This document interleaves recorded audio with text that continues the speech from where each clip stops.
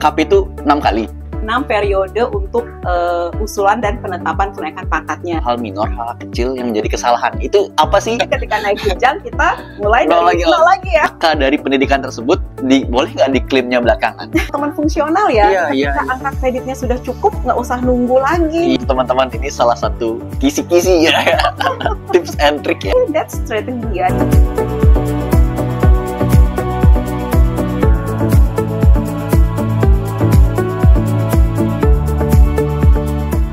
Selamat pagi semuanya, Smart ASN pada Kabupaten Badung. Kembali lagi di channel BKPSDM Kabupaten Badung, di channel ASN Talk. Dimana pada kali ini kita masuk sudah di episode ke-6. Kita ketemu bersama, kita sangat update sekali nih masalah kepegawaian. Sekarang kita akan membahas lebih dalam dan komprehensif terkait dengan kenaikan pangkat. Dan juga di sini bakal ada juga jabatan fungsional, angka kreditnya gimana. Nah, dalam hal itu, di sini kita sudah menghadirkan salah satu seorang yang sudah sering kita undang ke sini ya, dan ahli dalam hal ini terkait dengan bagaimana nanti prosedur kenaikan pangkat dan juga nanti apalagi khususnya jabatan fungsional yang dimana bagaimana untuk mendapatkan angka kreditnya. Baik, sebelumnya saya sapa dulu. Selamat pagi Ibu Ana. Gimana kabarnya? Untuk Karo baik, sehat. Sehat ya, selalu bersemangat ya. Harus. Sangat ini ya, gimana belakangan ini sehat-sehat ya? Belakangan ini lagi sehat karena kita lagi ibaratnya itu jeda untuk periode kenaikan pangkat. Wah, ya kan? iya. Kemarin di bulan sampai dengan akhir Juni itu kita kejar untuk kenaikan pangkat periode Agustus. Bentar. Istirahat nih, Pak Pause Bobo. dulu Bu. Ini Lagi belum mau mulai istirahat. nih. Lagi mau istirahat sebelum nanti dikejar untuk KP Oktober yang usulnya akan masuk per Agustus. Ya Baik, kan? teman-teman pada penasaran kan kita mau bahasnya apa? Kita akan mulai Smart ASN Kabupaten Badung. Let's talk and learning. Baik Bu, mungkin tadi udah di awal udah digas aja nih. Saya agak takut nih. Jadi intinya KAP itu 6 kali. 6 periode. Bukan berarti KP 6 kali. Oh, bukan 6 kali. Kalau saya pengen naik pangkat Iya, 6 kali setahun boleh 6 kali setahun gitu. Nggak boleh. Gas dong pangkatnya gitu. Nggak boleh. Tapi 6 periode untuk usulan dan penetapan kenaikan pangkatnya. Jadi kalau sebelumnya kita hanya 2 periode di April dan Oktober. Nah, kalau mau nunggu lagi kan lumayan tuh ya. Betul. Gitu. Dan ataupun ketika ada suatu permasalahan di April, nunggu lagi momen untuk pengusulan lagi kan agak lama nih gitu, sampai dengan nunggu periode Oktober. Maka sekarang 6 periode, setiap 2 bulan sekali lah ibaratnya kita proses. Berarti sebelumnya saya taunya ke periode April dan juga Oktober. Betul. Gitu ya. Sekarang berarti ada 6 kali gitu. 6 periode pengusulan. Dan 6 kali ini tergantung dari sebelumnya berapa, maksudnya udah 4 tahun belum gitu regulernya. Tetap harus. Saya kira boleh sekarang naik pangkat April, 2 bulan lagi naik pangkat lagi. Nggak boleh ya? Jangan keenakan nanti. Oh, siap, salah. Oke. Nah, kalau misalnya kita bicara kenaikan pangkat, Bu.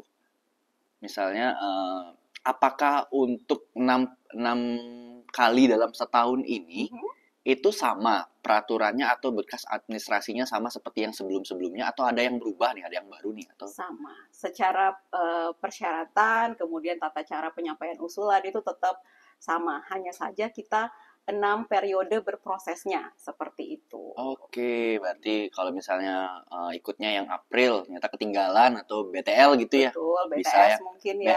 BTS ya. Namanya sekarang bahannya tidak sesuai, jadi butuh kelengkapan persyaratan lagi, itu masih bisa dilengkapi. Kemudian karena kan kita benar-benar pakai deadline banget nih, iya, gitu betul. kan, waktu usulan dan pengajuan kelengkapan itu benar-benar hanya di 1 bulan gitu. Jadi kalaupun terlewat bisa next periode. Artinya, kan sebentar lagi nih momennya gitu. Berarti, atau mungkin itu juga bisa berkaitan dengan fungsional sekarang nih, jabatan fungsional itu kan pemenuhan angka kreditnya itu bisa pakai angka kredit periodik ya kan, karena kita pakai konversi predikat kinerja periodik. Sehingga ketika misalkan katakanlah di Mei nih udah cukup angka kreditnya untuk bisa naik jenjang atau naik pangkat. Nah, nggak usah nunggu sampai yang Oktober banget gitu baru bisa diusulkan. Periode terdekat kan udah bisa segera dieksekusi. Berarti ini kayak menjembatani ya begitu ya. Betul. Kemarin kan Iya. kita yang tahu kayak SKP tahun-tahun sekali, belum lagi kayak angka kredit yang dulunya, mohon maaf, Iya. dulunya orang pasti mikirnya kredit pakai butir-butir kegiatan kah gitu. Tapi sekarang dari Betul. SKP Iya, simpel ya begitu Bu ya. versi predikat Dan sekarang kinerja. udah 6 kali. Dan terbantu juga nih Pak Bobo. Kenapa? Karena ketika usulan KP-nya hanya 2 periode di April Iya. dan Oktober, dipastikan semua nih teman-teman pengelola kepegawaian itu pasti akan kerja lembur, kerja keras sebagai kuda tuh di Nah, April dan Oktober. nah itu Tapi gimana kalau tuh? sekarang Sama nggak sih? sudah sedikit tidaknya itu sudah mulai Lebih terurai, landai, betul, lebih sudah landai ya. terurai lah. Oh, bisa Oke. start dari periode Februari gitu kan, Mhm, periode April, Juni, Agustus gitu, Oke. Oktober. Baik Bu, ini mungkin pertanyaan-pertanyaan yang sering terjadi mungkin di teman-teman di instansi perangkat daerah ya Bu ya. Setiap mengajukan kenaikan pangkat nih, kadang banyak sekali kayak hal-hal minor, hal-hal kecil yang menjadi kesalahan. Itu apa sih yang sering terjadi itu apa kira-kira? Kecil tapi banyak. Iya, maksudnya kayak basic itu tapi kayak terus Ya, gitu loh. benar berulang gitu ya. Itu apa sih biasanya? Berulang itu pada umumnya sih adalah jadi gini, ketika misalkan kita bicara kalau KP reguler Iya.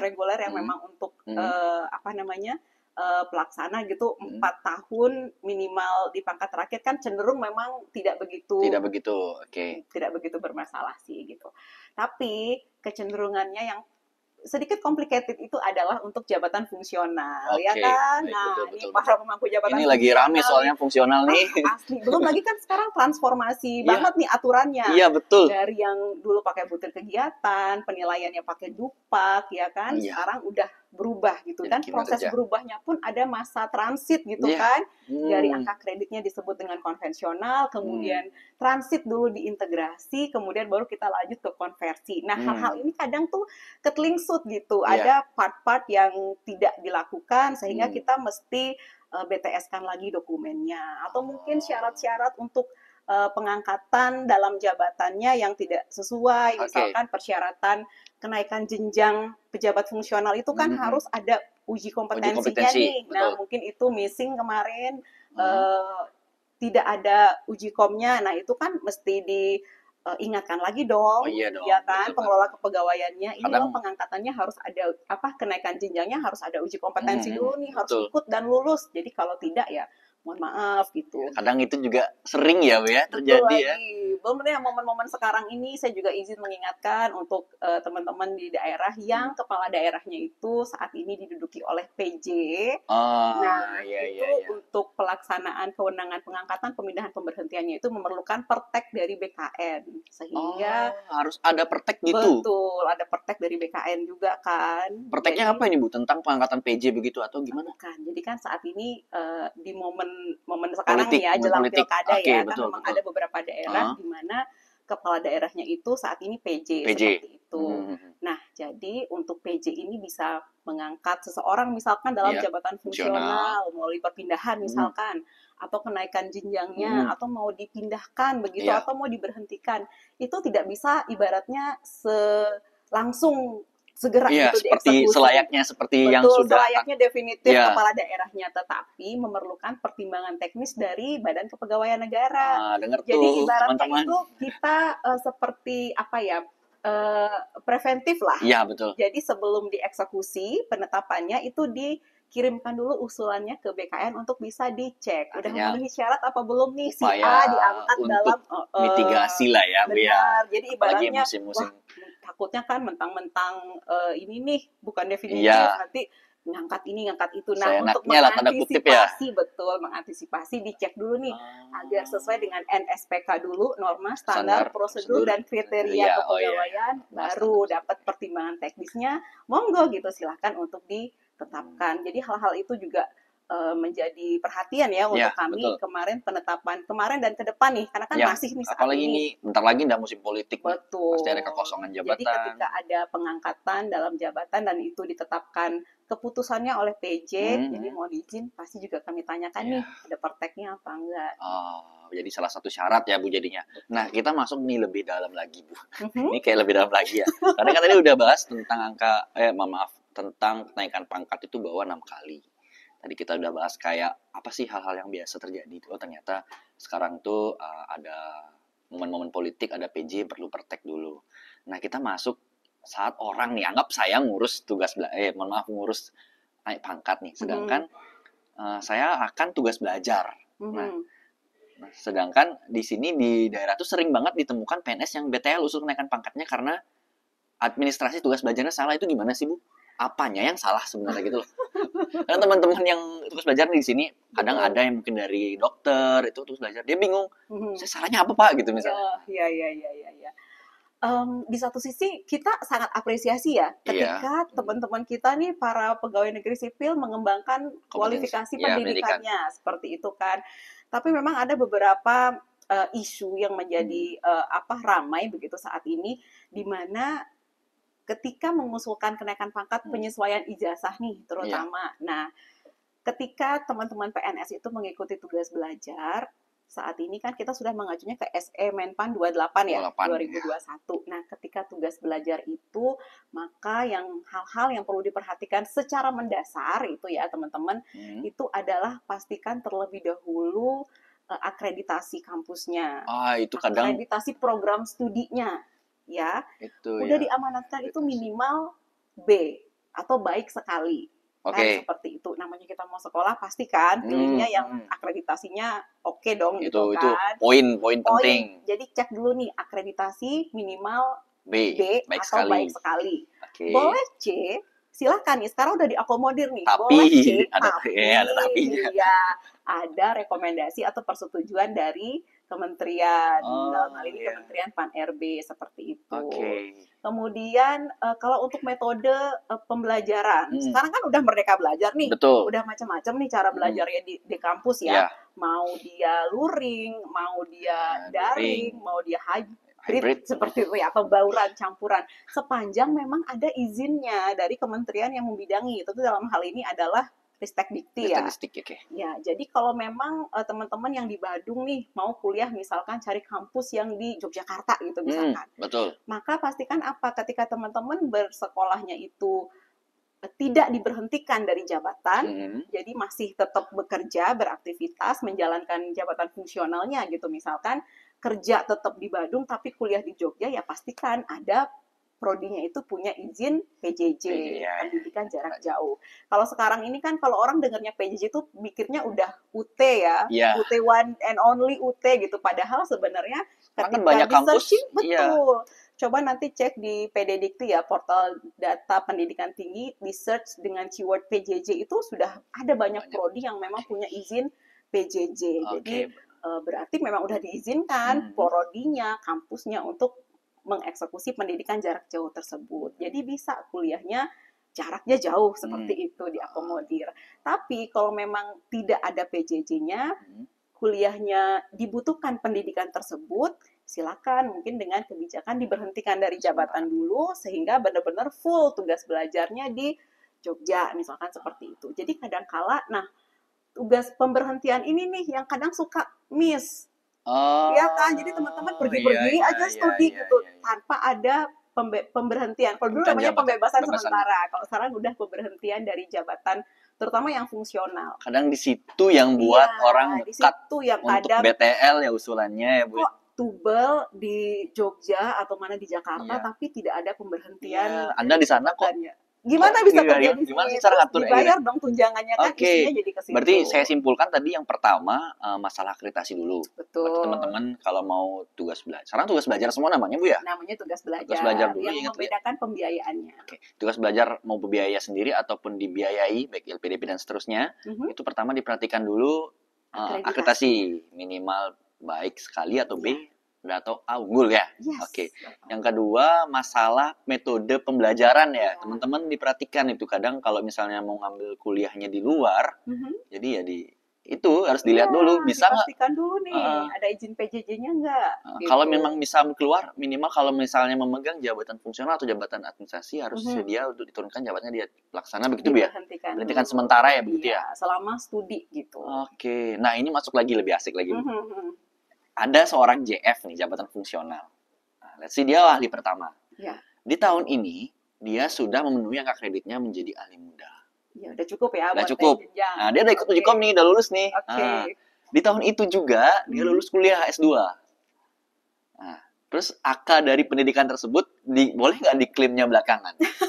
Kalau misalnya diklaim pertama kan rugi dong, ya bener aja. Rugi dong, karena nanti ketika naik jenjang kita mulai Nol dari lagi, nol lagi ya. Itu dah maksudnya boleh nggak diambil pas Oke. mudanya, muda aja diklaim atau pas pertama? Iya, that's strategi ya. Jadi Ah, bisa dibilang gini, sepanjang memang teman-teman untuk kenaikan jenjang kemudanya itu memang Sudah cukup nih? pure menggunakan angka kredit dari kinerjanya gitu, Ya. tidak gandoli angka kredit dari Bukan. perolehan pendidikan tersebut gitu kan. Udah tercukupi. Udah cukup. Ya. Ya, jadi ya nggak apa-apa, silakan aja naik jenjang dulu gitu kan. Nanti setelah di jenjang muda, angka kreditnya kembali lagi dari nol. Nah, bisa tuh kita klaim angka pendidikan. Jadi itu teman-teman, ini salah satu kisi-kisi ya, tips and trick ya. Iya. Soalnya kadang kita di sini juga agak bingung kan. Oh dia angka kreditnya udah penuh, sekarang dapat S2. Gimana ya? Coba tanya aja nanti lah di podcast gitu kan, biar bener kan. Berarti boleh ya Bu ya?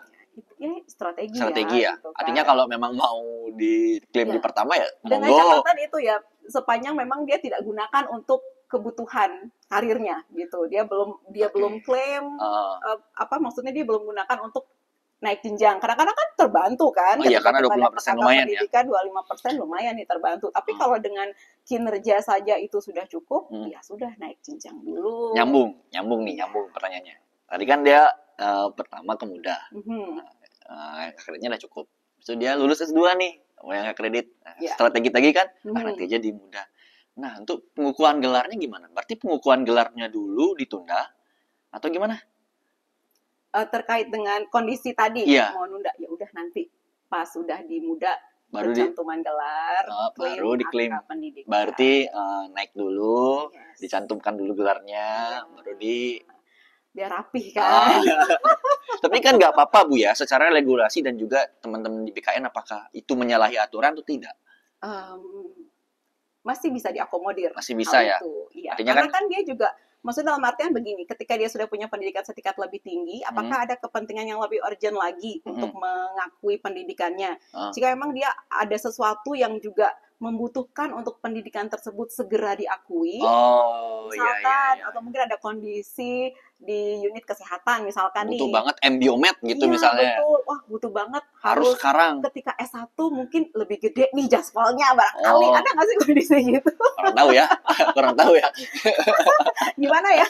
Nah, butuh segera untuk diakui. Nah, silakan tuh pilih untuk yang mana gitu. Yang penting sepanjang ketika memang dia naik jenjangnya sudah cukup, tidak menggantungkan diri dengan angka pendidikan, ya sudah boleh silakan. Berarti pertanyaan tadi bisa dengan S dan K sesuai ketentuannya gitu ya Bu ya. Tentu dengan kondisi. Syarat dan kondisi ya. Nah ini Bu, bahas angka kredit dan juga kenaikan pangkat. Nah kemarin di tahun 2021, 2022 kalau nggak salah, itu ada aturan yang harus penetapan pak integrasi. Betul. Pak integrasi. Saya bilang transit tadi Iya, ya. transit ini ya. Teman-teman nih kan banyak juga yang mungkin belum mengetahui tentang hal ini. Sementara di ketentuan tersebut, pak integrasi itu kalau nggak salah paling lambat 31 Desember 2023. Betul. Nah, ada nggak kebijakan dari BKN ini khususnya bisa ditetapkan setelah tanggal tadi? Sekarang kan banyak misalnya yang belum. Tanggal terakhirnya 31 Desember nih, 31 Desember 2023. Ternyata kenyataan 2024 tuh masih ada yang belum. Iya. Boleh nggak ditetapkannya gitu? Baik, sejauh ini kan itu nanti nyambung, maaf ya potong Bu ya, karena itu nyambung nanti proses kenaikan pangkatnya nggak bisa dong. Betul. Karena kan harus itu ya integrasi.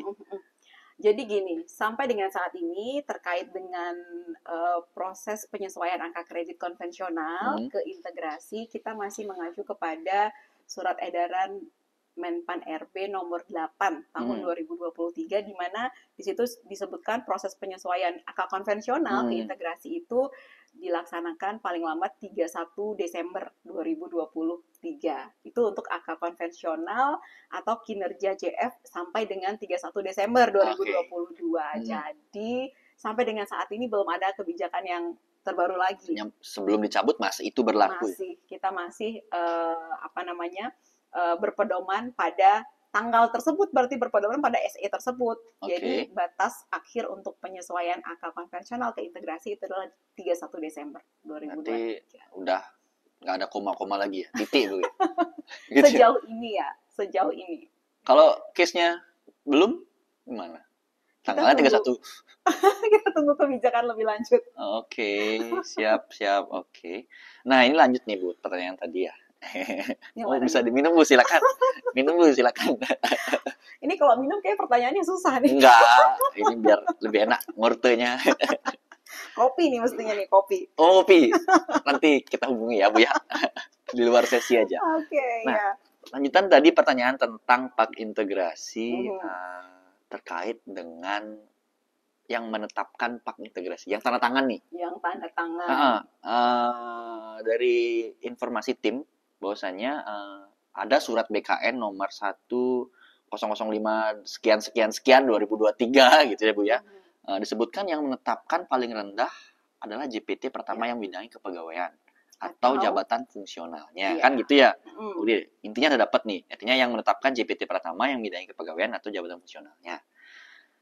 Sehingga terjadi nih di lapangan nih, in here, di Bandung itu sering ada beberapa pejabat fungsional yang agak bingung siapa yang menetapkan, karena pada saat dia koordinasi ke JPT-nya lempar, oh mungkin ke BKD aja, mungkin ke sini aja. Jadi sebenarnya di antara kedua tuh siapa yang berwenang? Misalnya ada seorang jabatan analis perencana begitu misalnya nih, contoh ya teman-teman, contoh ya, rencana. Berarti kan kalau kita lihat OPD-nya berarti Bapeda ya. di atas Badan Perencanaan Pembangunan Daerah kan.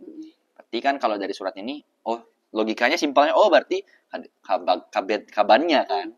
Nah sedangkan kabannya kayak belum berkenan gitu. Apakah ke BKPSDM atau lempar ke PPK Pak Sekda? Oke. Itu gimana, Bu? Kalau lempar-lemparan nggak kelar-kelar ya. Iya itu maksudnya untuk teman-teman ya. Kadang Iya. case-nya seperti itu, Bu. Oke. Sambil Iya.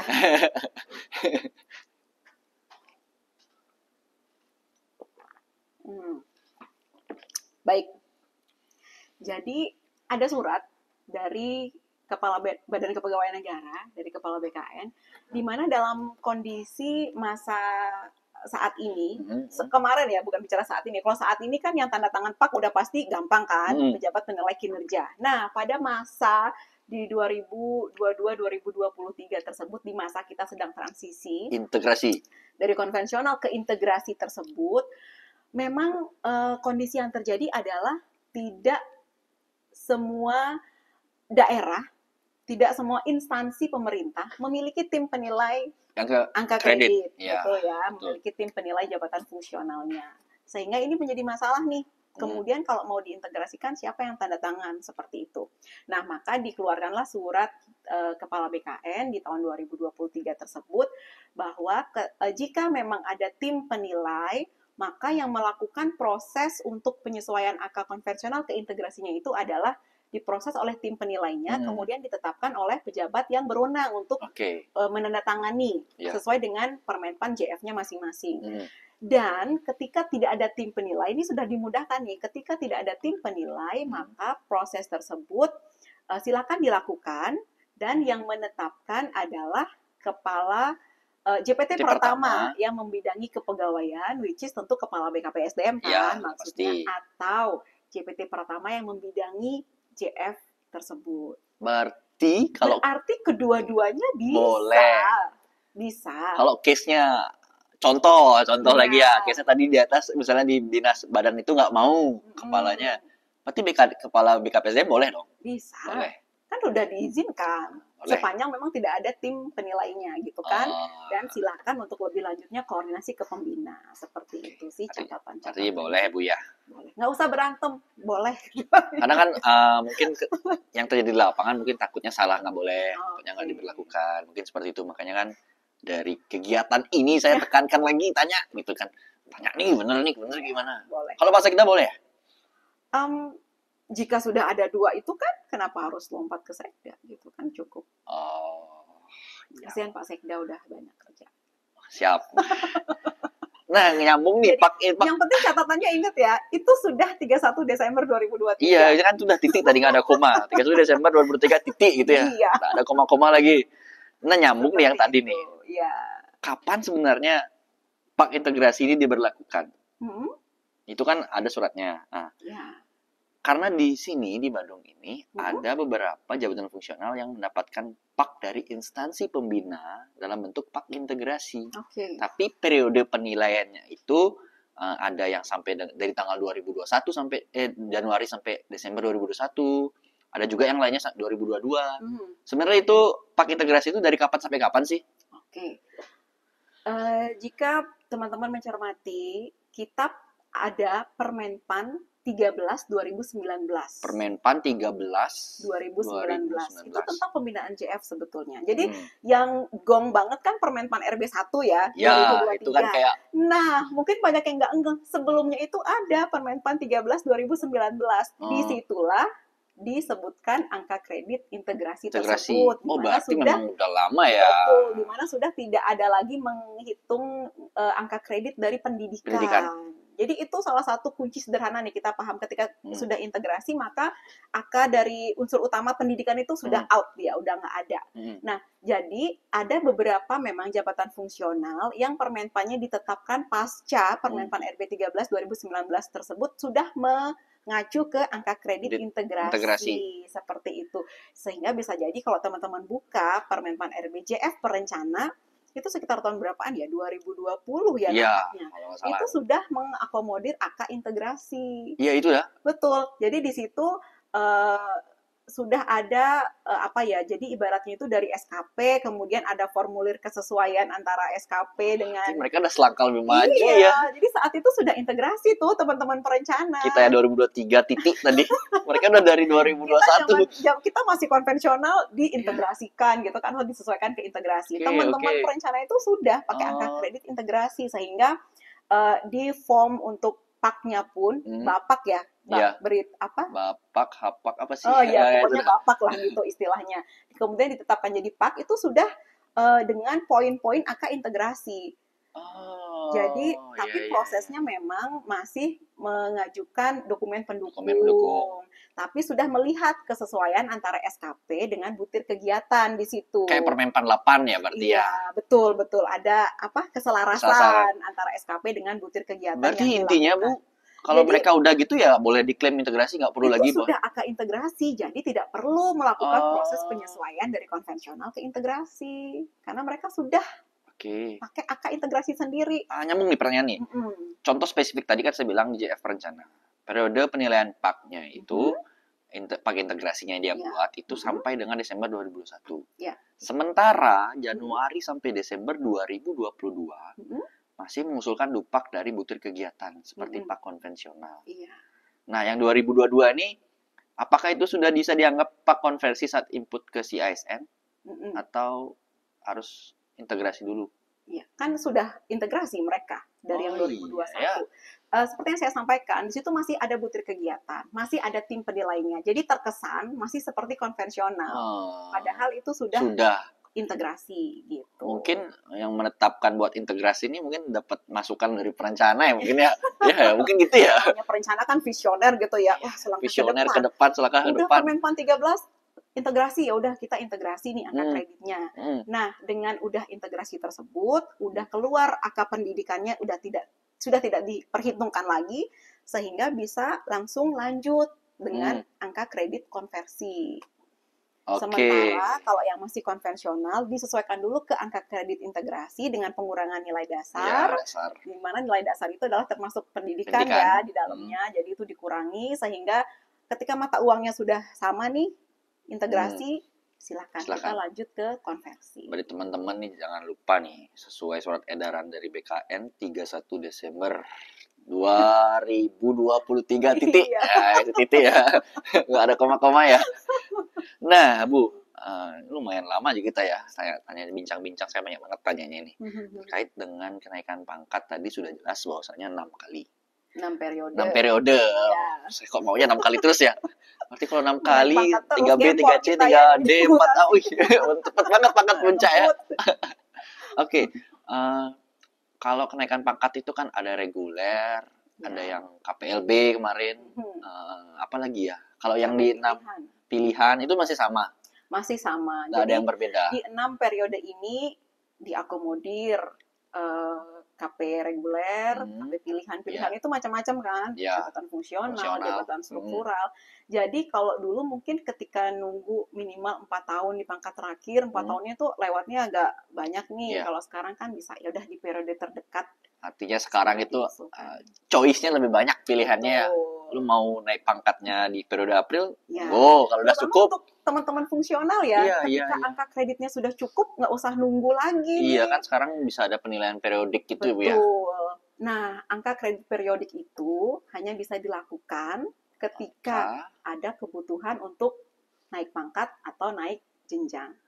Jadi bukan ini kita saya baru tahu tiap nih. momen menilaikan periodik gitu. Jangan sampai ketika triwulan 1, saya sangat baik, nilaikan. Bentar Bu, saya Ya. potong. Ini penilaian ini maksudnya gimana? Penilaian periodik untuk menilai angka kredit atau gimana?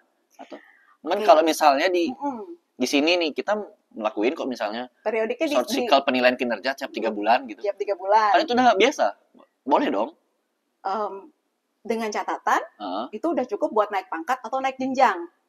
Kalau jadi misalkan gini, ketika AK sampai dengan tahun kemarin 2020. Oh, berarti ini hilirnya AK nih, AK. Betul, ya kan? Ini kita Oh. bicara tentang kebutuhan jabatan fungsional kan untuk karir JF. Berarti teman-teman JF nih yang ya, di Badung, silakan ya. kalau memang kurang, angka kreditnya lagi dikit, baru berdasarkan penilaian itu. Kuncinya adalah kurang lagi dikit. Ya, benar kan? Kurang lagi dikit. Ya, hashtagnya gitu. Kurang lagi dikit, boleh penilaian AK periodik. Periodiknya pun akan mengikuti periodik short circle yang ditetapkan tadi. Jadi ketika periodiknya dipilih triwulanan, maka TW1 misalkan kurangnya lagi sedikit nih, baru cukup di Mei gitu misalkan.